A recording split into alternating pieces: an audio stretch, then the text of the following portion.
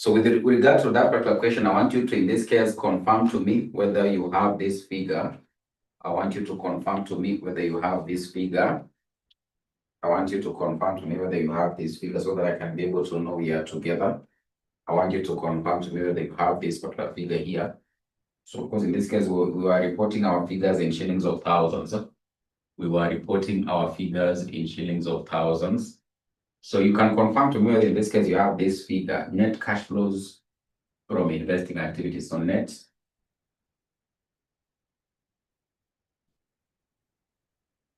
from investing activities, net cash flows from investing activities. It is supposed to be a figure of 20,595. So confirm whether you have this figure. And of course, yet closed.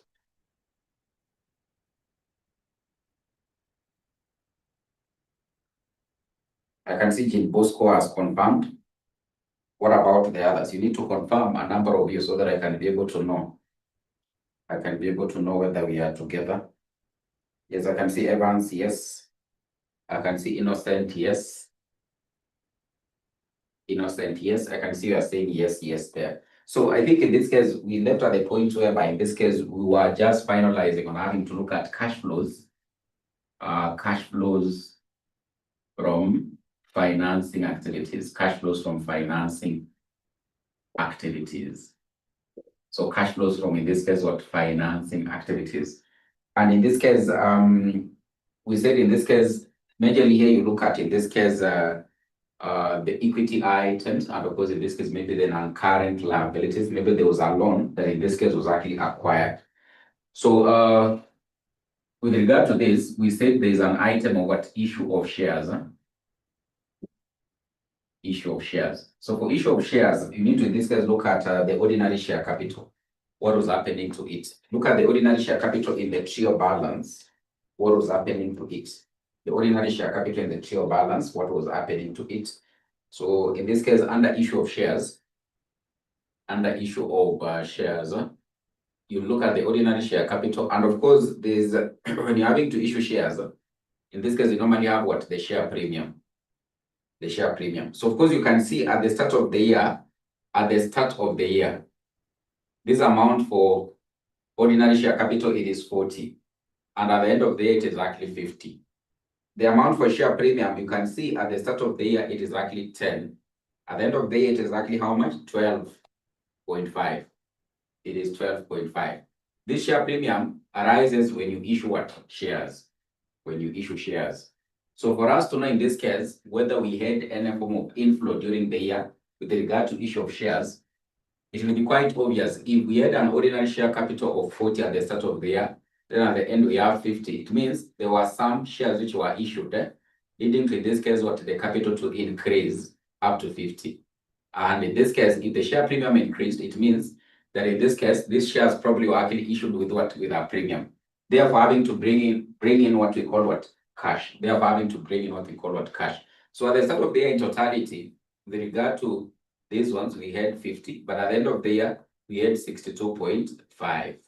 62.5. So bringing in a net of 12.5, bringing in a net of 12.5. So this one you can be able to have 62,500 minus 50. 62,500 minus 50. So in this case, you'll have 12,500, which will be a positive because it was an increase. It means more money came in as a result of what?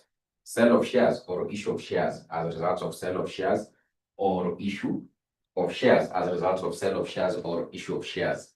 Then there's another item. If you look at, in this case, our format, we said in this case, under the financing activities also, you can always, in this case, be able to confirm whether there was actually, in this case, any form of dividend which was actually paid. Whether there was actually any form of dividend which was actually, in this case, done what? Paid. So in this case, to know how much was actually paid as a dividend, we need, in this case, to look at this particular account here. We call what? The retained earnings. Retained earnings account. Retained earnings account. So retained earnings is an income to the business. It's actually an income to the business. Retained earnings is an income to the business. Is an income to the business. So you can be able to prepare this account. So in this case, we had a balance brought down in terms of retained earnings of how much? A balance brought down of retained earnings of how much? Look at the figures you have in the question. Look at the figures you have in the question. Try to juggle your mind. Try to juggle your mind. Look at the figures that you have in the question. Look at the figures you have in the question. So it was an amount of 14,755. It was an amount of 14,755. It was an amount of, in this case, 14,755. It was an amount of, in this case, 14,755. An amount of 14,755. 14,755. 14,755. Then at the end of the year, so in this case, at the end of the year, in this case, if you look at in this case that so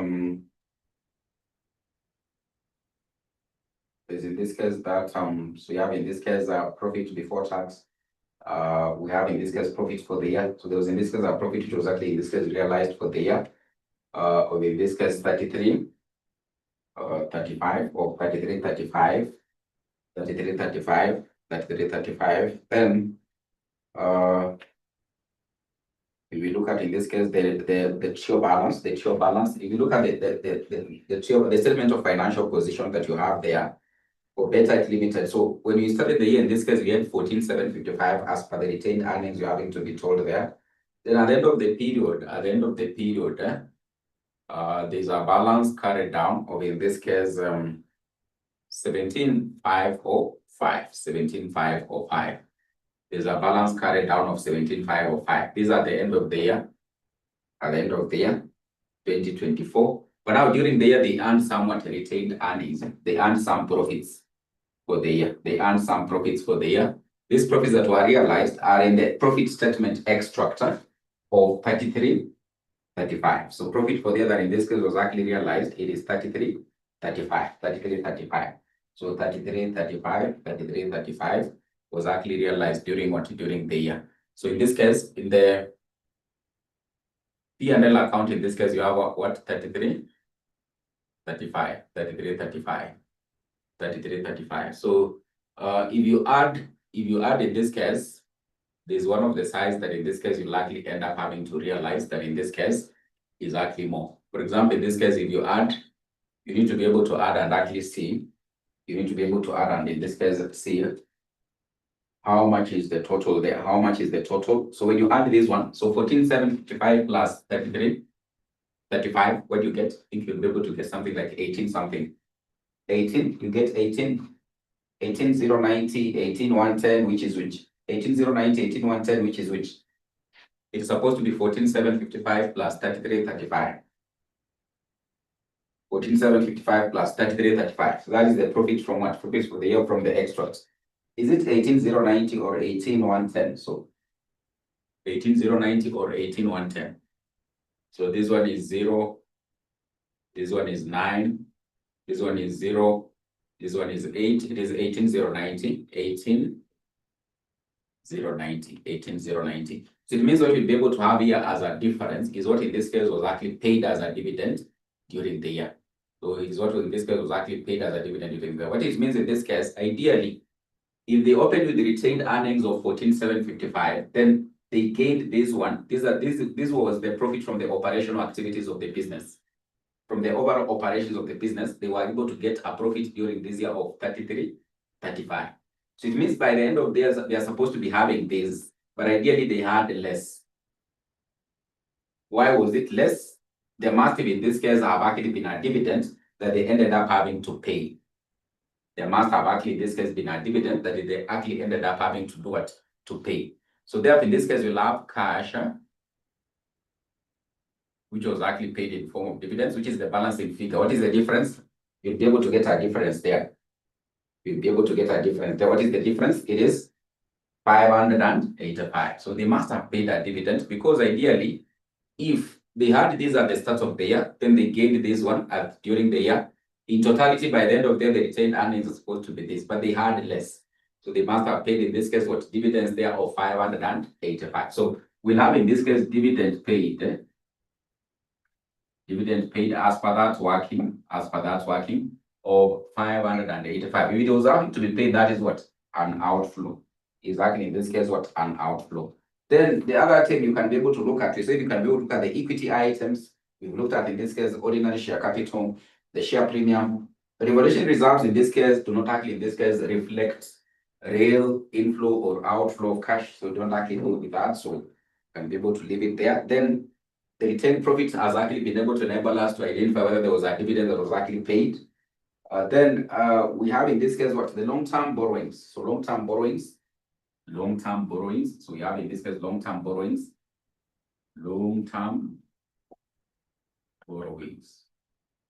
These long-term borrowings, if you look at the balance, the opening balance is actually 10,300, but by the end of the year, it is 11,600. There must, in this case, have actually been an inflow of more borrowings having been done. So in this case, it will be 11,600 minus 10,300. 11,600 minus 10,300. What you get? You get 1,300. You get 1,300. I think it is 1,300. It is an inflow, and therefore you add. You don't actually deduct. It's an inflow, and therefore in this case you end up having to add. You end up having to add. So these are part of what in this case you can actually be able to put under what? The financing activities as per the question there. And therefore you can be able to get the total. You can be able to get the total of these three. I want you to get the total of these three. 12,500 minus 585 plus 1,300. 12,500 minus 585 plus 1,300. You get 13,215. So 13,215. 13,215. So these are now the total cash flows from, in this case, what? The financing activities. The total cash flows from the financing activities. So overall, in this case, you can now, in this case, get the figure for the net cash flows. Net cash flows, net increase or decrease in what?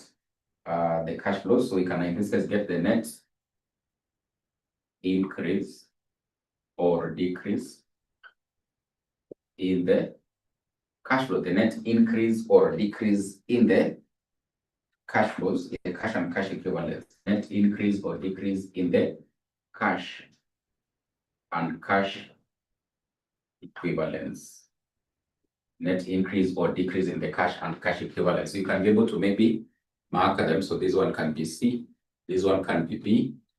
Then the total amount in this case under operating activities, the total amount you got under operating activities indicate as 1. It is up there. It is up there. It is up there in your book. You indicate number A. So it will be A, B, C. So in this case, what you'll do, you'll simply add the 3. A plus B plus C. It should be able to give us, in this case, what? The net increase or decrease in the cash and cash equivalents. So what do you get as the net increase or decrease in the cash and cash equivalents? You need now to add the 3 figures. So we got 3 key figures. One, it was the total for, in this case, what? The cash flows from operating activities. Another one, the total in this case for what? The net cash flows from what? Investing activities. Another one, it is from, in this case, what? The financing activities. So you get 255. So 255, another person should be able to confirm that figure. At least you should be able to have another person having to confirm whether it is correct. From 𝗵𝗔. That figure from 𝗵𝗔. We can't in this case just be quite certain. At least 2 or 3 people should be able to confirm. I can see most of you having to say 255. 255, 255. So what happens here? You now in this case add on this one, you likely end up having to add on this one the opening cash and cash equivalents. The opening cash and cash equivalent. What is the opening cash and cash equivalent? Who can identify for us the opening cash and cash equivalent?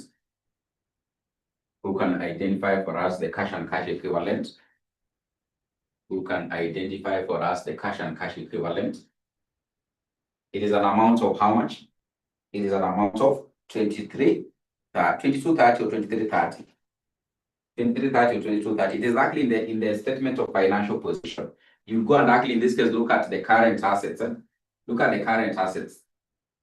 look at the current assets, it should be able to give in this case what the cash and cash equivalents, which in this case it means that is the final figures of in this case the cash at hand, the cash. Remember in this case when you talk about the cash flow, it's all about in this case having to look at how cash was moving out and how cash was coming in. So it will give you the net effect by giving you what the balances at the end of the period. So the opening balance in this case is actually 2230. 2230 is 2230. 2230. When you add what you get, when you add there's a figure you'll be able to get. When you add there's a figure you'll be able to get. So it is supposed to be in this case 5842. So 2485. 2485. This one should be the closing cash and cash equivalents. So this is what will be able to tell you that in this case, your cash flow is actually balancing. So when you in this case add the figure you should be able to get here, when you add the opening, you should be able to get the final end figure. The final end figure, I know you cannot be able to see there, but you just write closing cash and cash equivalents. Closing cash and cash equivalents is equals to 2485. Closing cash and cash equivalents is equals to 2485. You can write there. Closing cash and cash equivalents is equals to 2485. 2485. That is the end of, in this case, that particular statement there. So take note of key in this case, what accounts that you can be able to prepare. So the retained earnings is very important because it will help you to get what the cash dividend that was actually in this case what paid. There's also in this case what the income tax account. Income tax account, very important. We prepared it. I hope you took note of it. It will help in this case to, in this case, determine the tax paid. The tax paid. Another very important account that never misses in this case, the property, plant and equipment account. It will help in this case to know whether in this case there were any assets which were acquired. And of course, we prepared these accounts. It was not just for the sake. Hope you drew them. It was not just for the sake. So this one here, retained earnings, it will never in this case, for example, miss to help you to get what the cash dividend that was paid, which eventually comes here as part of what the financing activities that occurred there. We'll have in this case what the income tax account, which will have like two elements. They are the current tax and of course the deferred tax. You have to in this case look at what was changing, what was the opening balance. Maybe we just done the ending balance, what was, for example, in this case paid for the year. It will be able to give you a figure that in this case will be able to tell you how much was in this case paid as a tax during the year. The property, plant and equipment accounts, it will give you the opening balance of the properties. And in most of the instances, in the additional information, you will see they have told you some assets were acquired, others were disposed. At a particular point in time, they're having to be disposed. This was actually the depreciation. So you need to look at the net effect, and of course, it will be able to tell you the additional assets which were acquired. That simply means in this case, money was spent to acquire what? The assets. To acquire the assets. So of course, you'll be able to look at another question for cash flow statements. But now, I want us to look at something else.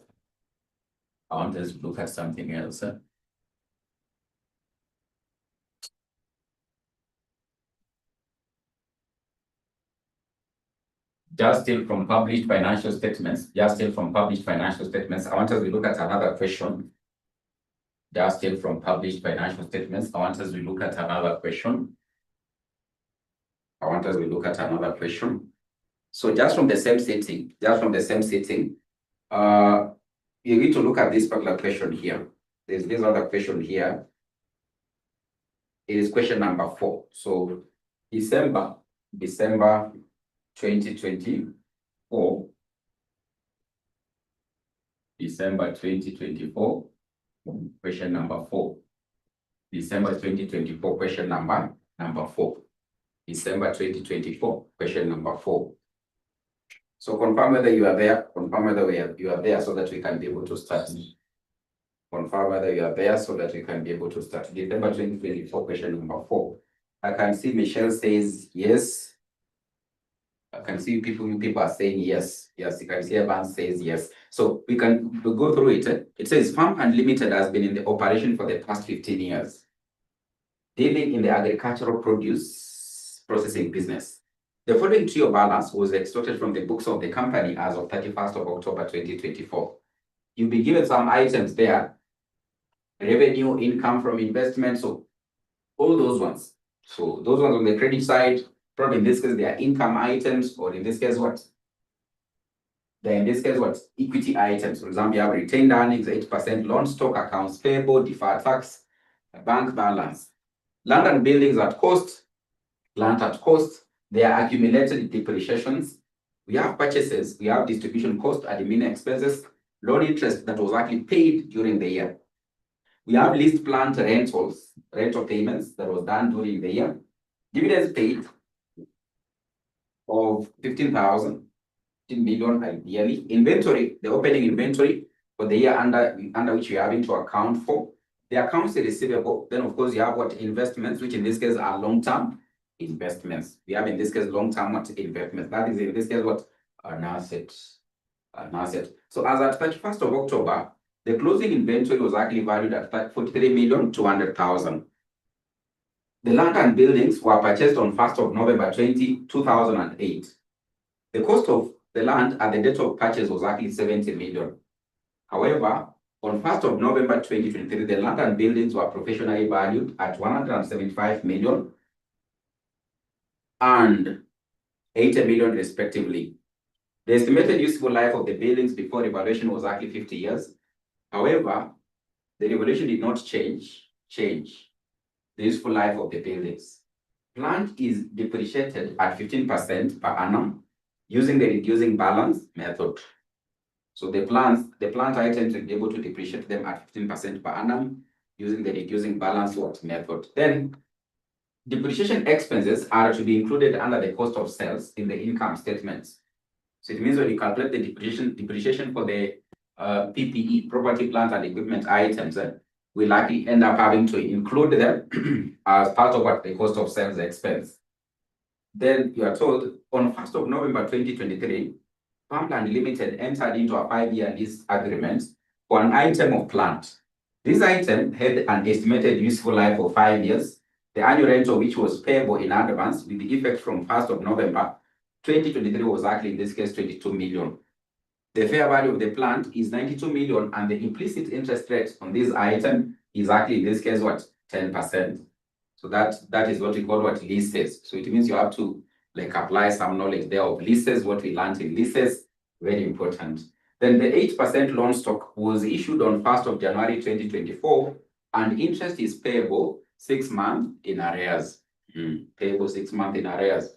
It is payable 6 months in arrears.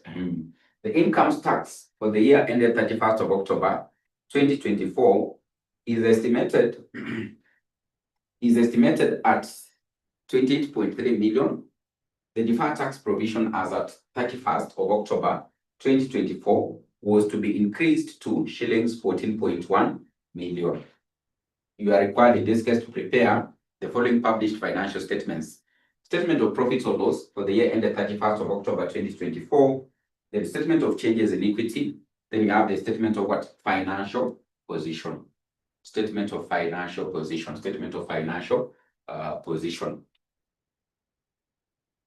So of course now in this case, as I told you, it just depends in this case with how you want in this case to approach these particular questions here, to just maybe in this case to be able to save on time. So some of in this case the entries you'll be able to make in the final statements. Some of the entries you might end up having to make in the final statements. Some of them might not actually have in this case adjustments. Might not actually end up having to have adjustments. So probably in this case, if you want to save on time and in the exam, because in this case, once you've been able to go through so many of them here in class, you know, in this case, the most obvious ones that normally have adjustments, they're like these ones and these ones. The others, in this case, they don't have any form of adjustment. So you have an option. You can, in this case, maybe prepare what you call a skeleton. A skeleton of the presentation. A skeleton of the presentation. For example, in this case, quite obviously, you know that in this case, when we prepare a statement of profit or loss, we'll start with the revenue, the sales revenue. Then we'll go to the cost of sales. Under cost of sales, in most of the instances, you less the cost of sales. In most of the instances, it'll have adjustments as we've already been able to see in class. Probably there'll be an item of depreciation. You have to add on that cost of sales, or you might be told something else. But in most of the instances, you'll be told depreciation.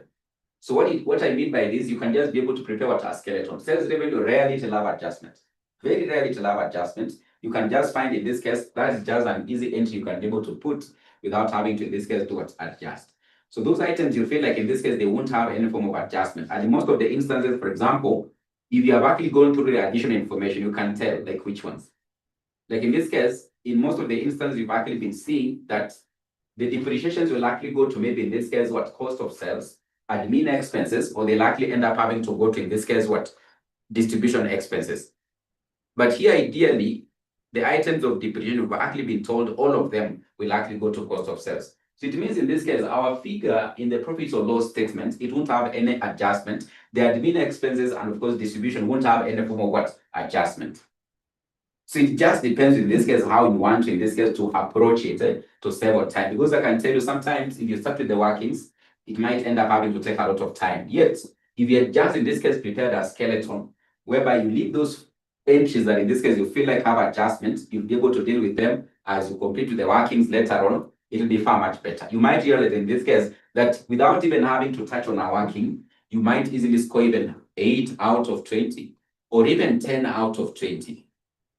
Because in this case, ideally, there are those figures you've already realized. When we do the questions, they like in this case, don't have adjustments. Like trade payables. Rarely it has what adjustments. The deferred tax at the end of the period, the one that you place in the statement of financial position, you just go to the sheet balance and you pick it the way it is. You don't adjust it. The one that you'll end up having to adjust is the one that in this case you place in what? In the P&L account. The trade payables, it doesn't have.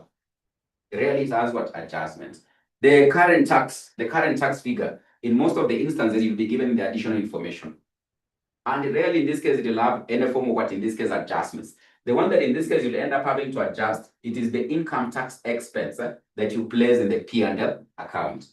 So if you are quite smart enough, you can in this case just score your cool 8, even 8 or 10 out of 20 marks without having to touch on what? On a working.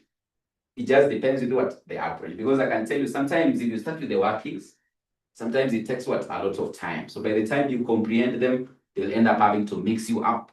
By the time you're trying now to start to draw them, you're having to be told 1 hour to go. Yet in this case, you've done only how many questions? 2. Is because in this case, you never took what? The far much better approach of having to do what? Answer the question, having to answer the question. So in this case, I just in this case be able to take you very fast through those particular workings that are actually there, so that in this case you can be able to understand how you can be able to approach them. Then eventually in this case, when we be doing the final accounts, I'll be able to tell you in this case which ones we haven't actually been able to touch on, that you can just in this case easily place the figures without having to do any form of calculation. So in this case, let's look at in this case part of the key. For example, the closing inventory, you can see it doesn't have adjustments. So it means when you prepare a skeleton of the statement of financial position, you just go to additional information number 1, pick the figure the way it is. You place it there, you get a mark. You get a mark without having to touch any form of what? Any form of working. So if you look at in this case additional information number 1, so that one doesn't have any form of issue. So it means in this case it will be our what? Our closing stock. It will help us to get what? The cost of sales. It will also end up having to help us to get the figure to place in the statement of financial position as what? As the closing inventory with 0 adjustment. With 0 what? Adjustment. Is a mark you can just be able to score without touching any working. The reason I was having to tell you that in this case, you can't in this case walk into a financial reporting exam and in this case say you'll get out of it under the workings or basically presentations you score 0. You cannot score 0. You cannot score 0. If you score 0, it is just your own problem. It's just your own problem. Because I can tell you there are figures that don't have any form of working or adjustment. In fact, in this case, you are very keen, as I'm having to tell you, you can easily score 8 out of 20, even 10 out of 20. Surprisingly, even in this case, 12 out of 20 without having to do what? Touch a single working. So it depends with what? The strategy and of course what? The approach. Because I can tell you sometimes if you start with the workings, there's a working that in this case will end up having to mix your mind. By the time you're completing it, 15 minutes have gone. 15 minutes have gone. And because that is, that is normally the challenge with the students having to do financial reporting. By the time they're having to say, the supervisor is having to say 1 hour to go, they have only done 2 questions. They're only done what? 2 questions. But in this case, we are very smart enough. In this case, you can just end up having to maximize and look at the very strategic areas where you can be able to maximize your marks and you just easily score the marks. So the approach is very important. The approach, the strategy as far in this case, you'll be able to tackle the paper is very important. That is in this case what will end up having to make you to do what? To pass. It will make you to pass. So we can look at in this case, these additional informations. So I just in this case help you how you can be able to approach some of the workings there, because I know they are the ones that in this case will end up having to confuse you. So additional information number one doesn't have an issue. The one that has a problem is number two. You have to be very keen about this one, because this is the one that will take you 15 minutes if you're not actually very careful. You're having to be told land and buildings were purchased on 1st of November 2008. So these ones were purchased. So land and buildings. These ones were purchased on 1st of November 2008. So at this particular point in time, before the start of the year, 1st of November 2023, this means this was actually how many years back? It was actually 15 years back. It is actually 15 years what back? It is 15 years have already elapsed since these items were actually in this case done what? Purchased. And at that particular point in time, they are having to be purchased. You can see in this case, we have what? The cost. We have in this case the cost of these items. We have the cost. So of course, in this case, you have land. And of course, in this case, you have what? Buildings. We have land, and of course, you have buildings. So for land, the cost of land at the date of purchase was 70 million. So this one was actually 70 million. So you can, in this case, our workings are actually in thousands. We can say our workings are actually in thousands. If in this case, this was 70,000, it means the cost of buildings, when they are having to purchase them in back 15 years back, this one for buildings was actually 200,000. Therefore, in this case, it was 200,000. Therefore, in this case, giving us now the total we're having to see in the TIO balance of, in this case, how much? 270,000. Giving us a total of, in this case, how much? 270,000. But now, this is what you're having to be told. The cost of land at the date of purchase was 70, which means this one was 200. Then, however, on 1st of November, after 15 years, the land and buildings were professionally valued at 175 million and 80 million respectively. There's a correction you have to be able to do there. There was a correction you have to be able to do there. So the cost of land at the date of purchase was 70. However, on 1st of November, the land and buildings were professionally valued at, you can be able to interchange those. You see the way they have written the land and buildings. You can say the buildings and the land. The buildings and the land. You say the buildings and the land. You interchange, you correct that particular additional information. You say the buildings and the land, not the land and buildings. Say the buildings and the land were professionally valued at 175 million and 80 million respectively. So it just depends. Maybe alternatively, you can change the figures, or you can, in this case, alternate the wordings there. You say the buildings and the land were professionally valued at 175 million. So in this case, it means after 15 years. So in this case, on 1st of November 2023, the start of this accounting year, we're having to account for. These ones now were having to be valued at how much? 175 million. And these ones were having to be valued at, in this case, how much? 80 million. Yes, 80 million. These ones are having to be valued at what? 80 million. They were having to be valued at 80 million. But you have to take note that these buildings, they were depreciating. So land doesn't depreciate.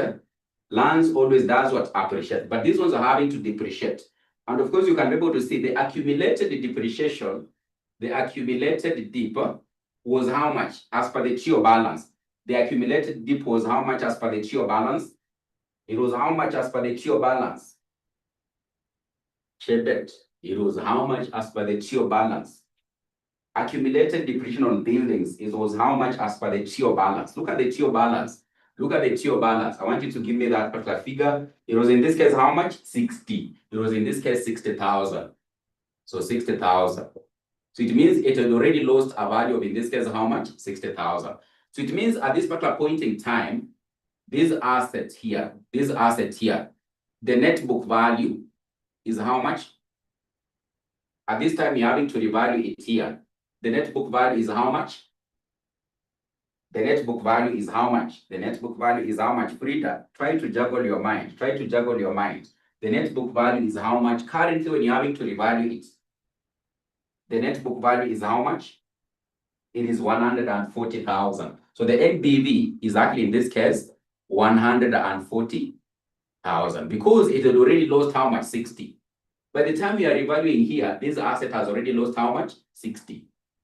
It has already, in this case, lost how much? 60. It has already lost how much? 60. It has already lost how much? 60. And therefore, in this case, the 8 billion at this particular point in time we're having to revalue is actually, in this case, 140,000. So therefore, in this case, the revaluation that actually arose, the revaluation that in this case actually arose, it means in this case, for this item of land, it was an amount of 10 million. For this item of, in this case, buildings, it was how much? You can see this one increased to 8, so it is 10. The revaluation that arose there was 10. What about for buildings? What about for buildings? It was how much? It was 35. It was 35 because at this particular point in time, you're having to revalue it. The value is 140, but it was revalued up to 175. So it basically brought about a revaluation of, in this case, 35,000. So in total here, it means we had a revaluation of how much? 45,000. 45,000. This particular amount here, it will go to the revaluation reserves in the statement of financial position. This will go to what? The revaluation reserves in the statement of what? Financial position. Statement of financial position. Statement of what? Financial position. But now there's something in this case you're having to be told. We just need to continue to read the statement. You're having to be told that the estimated useful life of the buildings before revaluation, when they acquired them here 15 years ago, the useful life here, the useful life indeed was actually how much? 50 years. It was actually 50 years. It was in this case, what? 50 years. When they acquired them, it was 50 years. But now remember, already 15 years have already elapsed by the time you're having to revalue them. So you are told the estimated useful life of the buildings before revaluation was 50 years. However, the revaluation did not change the useful life of the buildings. It didn't change what? The useful life of what? Of the buildings. It didn't actually change the useful life of the buildings. So therefore, in this case, we have to determine in this case what? Depreciation on buildings. Which in this case, it means when you're normally given the useful life, you normally take the value of the asset, divide by, in this case, what? The useful life. You divide by the useful life. So in this case, at this particular point in time, the value of this asset is actually what? 175. At this particular point in time, start of, in this case, November, the value is actually how much? 175. Because it was revalued, the value in this case is actually what? 175. And of course, in this case, if you are given the useful life, you normally divide by the useful life to get the depreciation per year. The depreciation part per year. So in this case, we'll say 175,000 divided by what? 175,000 divided by what?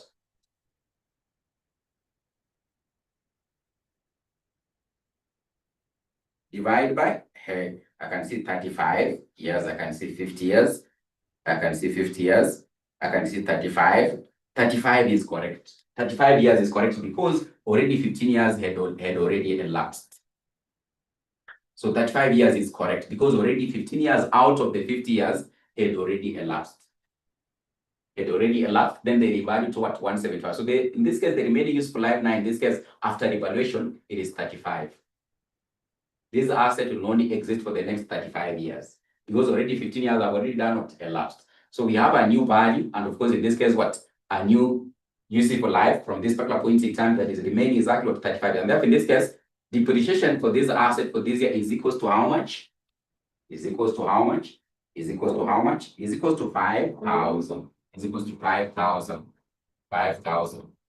Automatically, this one will actually go to what? To the P&L account for this particular year. We have to take note to whether you'll likely be told whether it will likely go to the cost of sales, admin expenses, or distribution, because that has been the norm with that what published financial statements. There'll be somewhere you'll likely be told where the depreciation for the item will likely go. So in this case, if you just continue reading, you'll likely be told in this case, it will likely go to what? To the cost of sales. So the final statement there tells you to be able to go to the cost of sales. So we'll take this one to the cost of sales. When you're calculating cost of sales, you'll have to add on this amount that you've just been able to determine here. Just the same statement is having to tell you, plant is depreciated at 15% per annum using what? Reducing balance. So in this case, you have what? Depreciation on plant.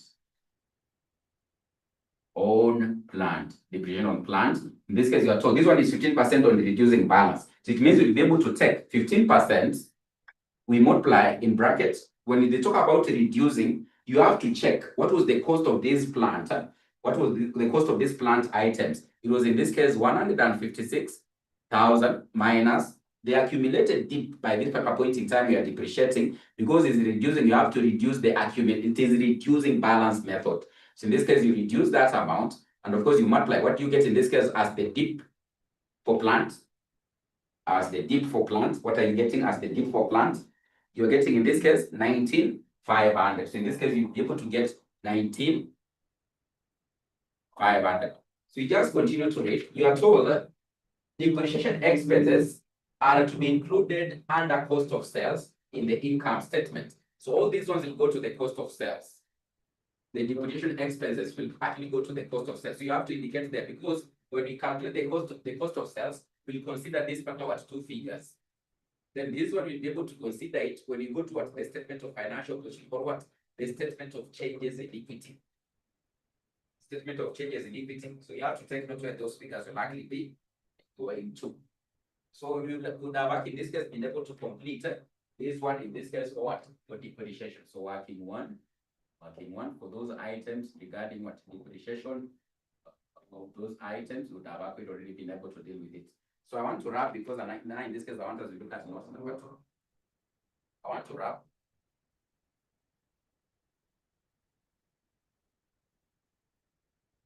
I can see everyone says my mic is not okay.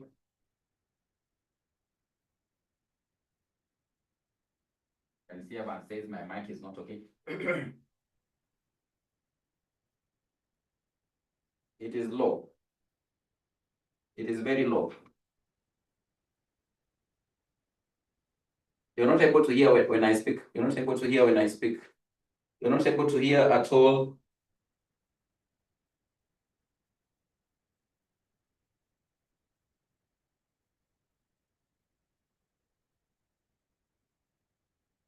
Okay, hope it will be better. It will be better, but I think by the next class, maybe tomorrow, I would have really improved on it. I would have really improved on it. So I would have really improved on it. So have you been able to complete? Because I want to wrap, we go to the next note very fast. We need to try and actually save on time. You tell me that in this case, I can be able to wrap. So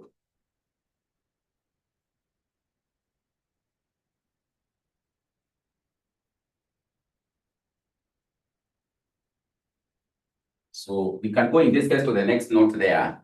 The next note there regarding what? The item of plant. There was in this case, done what? There was in this case,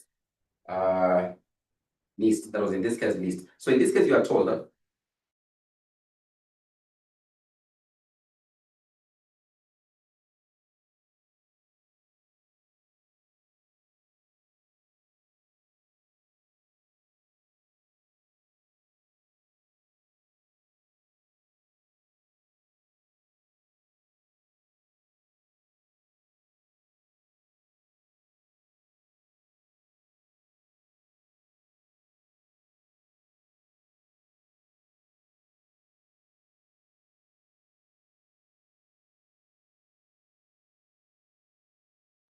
the lease, or basically this is the fair value of the lease liability, how you end up having to get the right of use of the asset,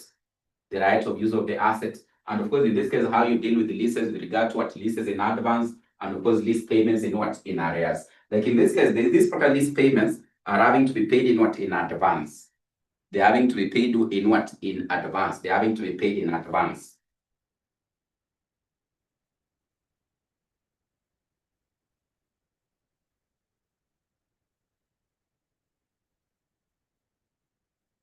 They're having to be paid in what? In advance. So hope it is okay now. I can see you are complaining the board is not there. Hope you can be able to see now. So the board is now there. The board is now there. Yes. So these leases were having to be paid in what? In advance. So we can in this case look at working two with regard to what? Leased plant. A leased plant. So for the leased plant, already you've actually been given what? The fair value. So just be able to do a calculation here. Of course, in this case, you are so much very familiar with it. As far in this case, we are calculating for the lease liability. In this case, the payments are having to be done in what? In advance. So in this case, if it happens the lease payments are having to be done in advance. The lease payments, advance lease payments. We have advanced lease payments. For advanced lease payments, we say that in this case, you can actually be able to calculate what the lease liability, of course, so long as you've been given the rental payments, and of course, you've been given what the implicit interest rate. You've been given the implicit interest rate. So in this case, the lease liability here, let me just do this. The lease liability here will actually be equal to what? The rental payments. The rental payments, you multiply by the present value interest factor of annuity. Present value interest factor of annuity. But in this case, having to consider what? The number of years. The number of years. And in this case, the lease payments you're having to be told that are having to be done, which are having to be done in advance. Remember, if you are doing in advance, there's a way in this case you calculate. This particular lease was actually for how many years? 5 years. And therefore, in this case, you'll be able to take the rental payments, which in this case is actually 22 million. You multiply by, in this case, what? 1 minus 1 plus the implicit interest rate is actually 0.1. You raise to, in this case, what? -4. -4 over, in this case, what? 0.1. 0.1. 0.1. 0.1. 0.1. So remember this one, you know it from financial management. So 1 minus 1 plus R raised to -n over R. So it's the present value interest factor of an annuity, where in this case we have what? Equal annual payments. Annuity simply means what? Equal annual payments. When you do this calculation, what do you get? Just give me the figure you're having to get. Just give me the figure you have. You get 60 something. You'll get 60 something. There's a figure you'll be able to get. You'll get 60 something, a figure of 60 something.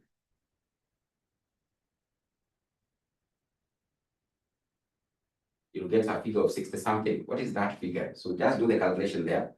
You'll get 69,737. So 69,737. This is the figure you'll likely end up having to get. And take note in this case that here we put -4. The years were 5, but we put what? 4. So if they're actually in advance, you only consider those payments which have yet to be paid. Remember, if it's having to be paid in advance, it means one of the payments has already been done. By the time they are starting, you start by having to pay this 22. So you can't discount already what you have. You can't discount what you already have. You normally discount those ones having to be paid in what? In future. There are still 4 payments remaining. 4 payments remaining. So 4 payments are having to remain. So in this case, you use what? 4, not 5, because it is actually what? In advance. Remember, if it was in arrears, we say you normally consider what? The entire period, 5 years. But if it's actually in advance, because there's already an initial payment done, you don't discount it further. You don't get the present value further because it is already in the present. So what is the essence of having to do it? You don't actually do it, but you use, in this case, what? 4. So you'll be able to get this particular figure here, 69,739. So this is, in this case, what? The lease liability. It is the lease liability. It is the lease liability. Then we say once you have this figure, you can actually be able to get what? The right of use of the asset. And how do you get the right of use of the asset? You take this lease liability here, the fair value of the lease liability that you've just been able to get. The fair value of the lease liability here, 69,737. In this case, you end up having to add on any advance payment or initial payment that was actually done. And that will be quite obvious in advanced leases because already initially they had paid how much? 22. They paid, in this case, what? 22,000. When you add, what do you get? You get 91,737. 91,737. So that is the right of use of what? Of the asset. The right of use of what? Of the asset. You'll get 91,737.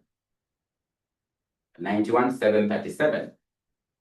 So you have to, in this case, remember under leases, there are key things you have to calculate. You have to calculate the fair value of the lease liability by having to, in this case, do what? Discount the rental payments. You have to discount, in this case, what? The rental payments. You have to discount the rental payments. You have to discount the rental payments. You'll get 91,737. This 91,737 is now that figure you have been given there, 92 million. They just rounded off.